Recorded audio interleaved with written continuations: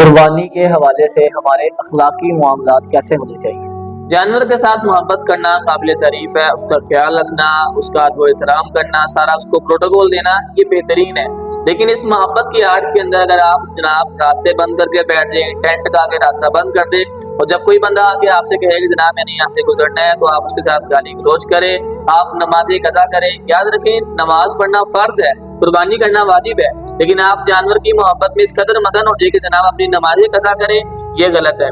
इसी तरह जनाब हमारे यहाँ होता ये है कि रात के वक्त कुछ नौजवान अहबाब रात के वक्त चारपहिया रख कर या कुर्सियां वगैरह रखकर गली मोहल्ले में बैठ जाते हैं। कोई जनाब ताश खेल रहा है, कोई गाने लगा कर बैठा है, आपस में गाली गलौज हो रहे हैं, दीगर मामलात हो रहे हैं। नेकी की आड़ के अंदर जनाब आप बुराई वाला काम कर रहे हैं, तो उस पर नेकी पर भी आपको कोई अजर नहीं मिलेगा। याद रखें, आपकी नेकी किसी दूसरे बंदे के लिए अगर वबाल बनती है तो ये दुरुस्त नहीं है। आपकी कोई नेकी किसी दूसरे बंदे को तकलीफ ना पहुंचाए।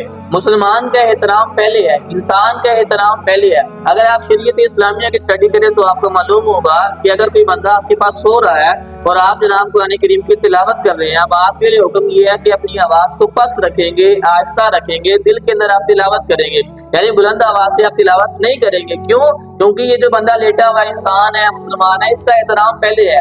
आपकी वजह से किसी दूसरे मुसलमान को तकलीफ नहीं होनी चाहिए। इसी तरह जिस वक्त आप हज बैतुल्लाह के लिए जाएं, हज कर ले, उम्रा कर ले, और आप जनाब सिर्फ तवाफ की नीयत से जिस वक्त वहां पर आते हैं और हजर अस्वद के पास जब आप देखें तो वहाँ अक्सर रश होता है, तो अब हमारे लिए हुक्म यह है कि हम दूर से देखकर इस्तेलाम कर देंगे, दूर से हाथ से इशारा करके और हाथों को चूम लेंगे, तो हमें वो हजर अस्वद चूमने का ही सवाब मिलेगा।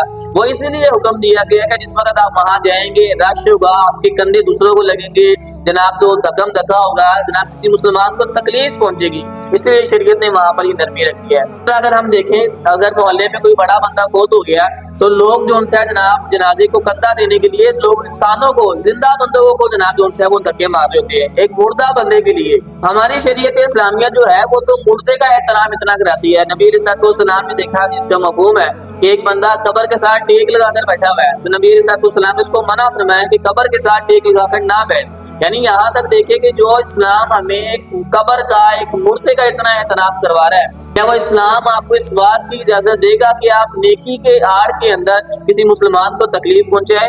ये बात बिल्कुल गलत है। जानवर से मोहब्बत करें, उसका ध्यान रखें, सारे मामलात करें, लेकिन आपकी वजह से किसी मुसलमान को तकलीफ ना पहुंचे। ये बात भी याद रखें कि आजकल सोशल मीडिया का दौर है, हर बंदा अपने जानवरों के साथ मोहब्बत का इजहार ये करता है कि उनकी तस्वीर जो सी है और वीडियोस वगैरह बंदा सोशल ऐप्स के ऊपर जो है अपलोड करता है। इसमें कोई ममानियत नहीं है, आप तस्वीर खींचिए, वीडियोस वगैरह अपलोड करें, लेकिन उस कुर्बानी के जानवर के ऊपर आप सॉन्ग लगा दे या कोई म्यूजिक लगा दे, आप भी गुनहगार होंगे और जितने बंदे वो वीडियो देखते रहेंगे आपके बाद भी जनाब उसका गुनाह जो उनसे है वो आप तक पहुंचता रहेगा। ये गुनाह जारिया है।